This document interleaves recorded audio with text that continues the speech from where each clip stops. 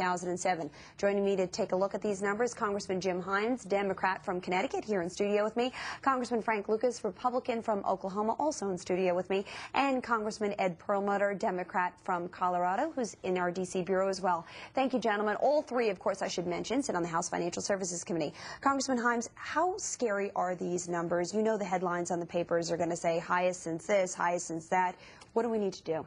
Well, these numbers are very scary, obviously, and you know, here in Washington, D.C., we forget that these numbers actually mean households and people, and that each one of these numbers that we're talking about is a family that's going to worry about educating kids or putting food on the table, and so they're terrifying. The reality is, though, we're not done. We are in an economic downturn, the likes of which we have not seen in generations, and unemployment will be with us for some period of time. It will go up for some period of time, which is why the need to act on the part of the United States government is so urgent right now. Congressman Lucas, the markets initially reacted because they were expecting it to be a bloody number. The markets were up about 40. They're now down almost 40. And so the psychology of the market is something very different than the psychology of the consumer who's scared.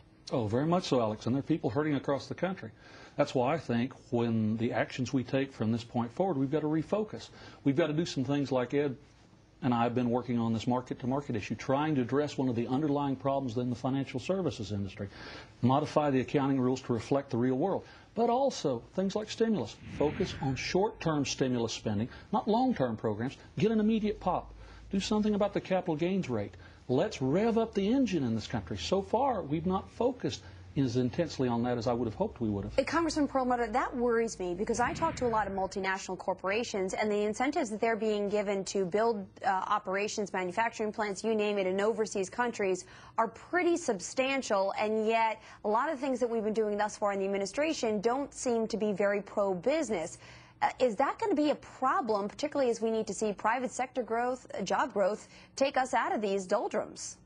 Well, Alexis, I'd say two things to that. First of all, in Colorado, we've had a lot of new home sales in the last month. It's been remarkable, greater than we've had in the last 3 years because of low prices, low interest rates, and that first-time homebuyer tax credit of $8,000. So that's stimulating some construction jobs in our state. I met with Vestas, which is a big manufacturer, the biggest in the world, of wind turbines, and they have some manufacturing plants in Colorado.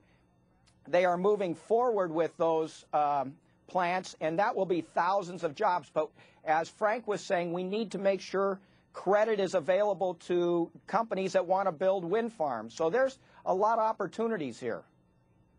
You know, Alexis, if I can just jump in on that, you say, you know, business friendly, and if you look back over the course of the last 4 months, what you see is two very major efforts on the part of this Congress to revive the economy through the private sector. The TARP, which came to be in October, which, as unpopular as it is, it stopped the free fall and the closing of decades-old financial institutions through the injection of United States government capital, taxpayer dollars, into the system to keep our financial system from crashing. And secondly, you saw a stimulus plan, the Recovery Act, which the United States Chamber of Commerce and the National Association of Manufacturers gave a big thumbs up to. So this government has been working to support and give strength to the private sector. But here's the problem, Congressman Lucas. When we see those headlines tomorrow morning, when this president returns back to the United States, $787 billion is going to be a blip on the radar screen. We'll be talking about a $3.6 trillion federal budget, and we'll be talking about a substantial second stimulus package, and the American people are going to say trillions and trillions and trillions of dollars,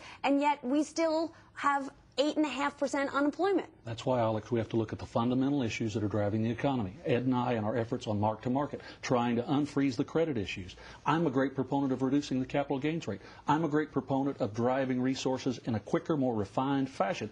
We put out a lot of money, and we've added a lot of money to the national debt. We could have targeted it better. Obviously, we've got to target it better from this point on. You know, Congressman Perlmutter, here's the thing. We have, and I understand that time is part of the equation and we got to be patient, but it's hard to renew confidence because confidence is what is lacking right now. I see what happened with the mark-to-market rules yesterday. Great news, relaxing of the rules. On the other hand, what does that do to Geithner's public-private partnership? I mean, it seems as though the confluence of all these different programs that we're putting together oftentimes are not meeting on a parallel platform. Some of them are combating each other. It's like we're throwing darts at a wall and we're waiting for one of them to hit the bullseye.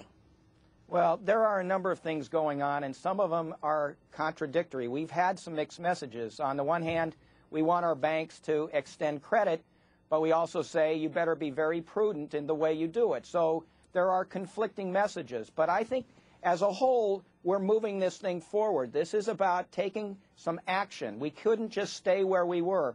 You know, Frank and I are working to try to open up the credit markets, and I think there's a big step there so that small businesses and homeowners can be able to purchase on reasonable terms. So there is a lot happening. It does take time.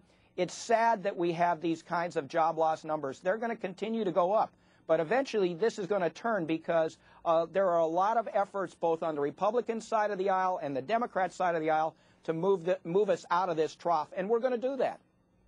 Congressman Lucas, one of the things we've seen is 5 institutions have paid back the TARP funds. We know Goldman Sachs and others want to pay it back as quickly as they can. But the President of the United States said to those executives just 2 weeks ago, be careful how quickly you pay back this money, that you don't have to come back to the kitty a year or 2 from now if we don't get out of this recession the way we wanted to. How dangerous an issue is that? I think it's a legitimate question, but by the same token, when the captains of industry, the people who are responsible to their stockholders, the people who have a major vested interest of their own resources in the institutions, look at the standards that we've applied to them, the things that we as an institution, Congress and the administration have done and said, hey, it's not worth it. We want out. We want to control ourselves again. I think that says something about the danger of involving the federal government in basic business decisions. Congressman Himes, how do we get out of this? Well, I'd pick up on something that Frank said, which I think is really important, which is that we're obviously putting out the fire right now, working very hard to do that. But we do need, as Frank said, to get back to the fundamentals. And this highlights something very, very challenging for us to be thinking about right now. If you scratch the surface of why our economy was weak over many, many years, you see 2 things. You see a bad financial services regulatory structure, not too small a one, but a bad one.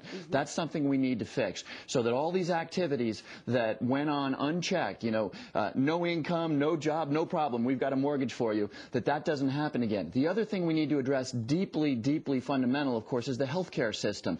If you look at the automakers, they've got all kinds of troubles, but at the core of their troubles is a healthcare system which crushes our corporations, crushes our small businesses, and doesn't cover enough Americans. So now we choose. Do we address those things? Because addressing those things will cost us some money, or do we just punt it to the next generation and leave those structural fragilities in the system? It's a great point, gentlemen. I wish I could continue it because I know there's a lot to address here. Congressman Himes, Congressman Lucas, Congressman Perlmutter, all 3 of you, pleasure having you with us this morning.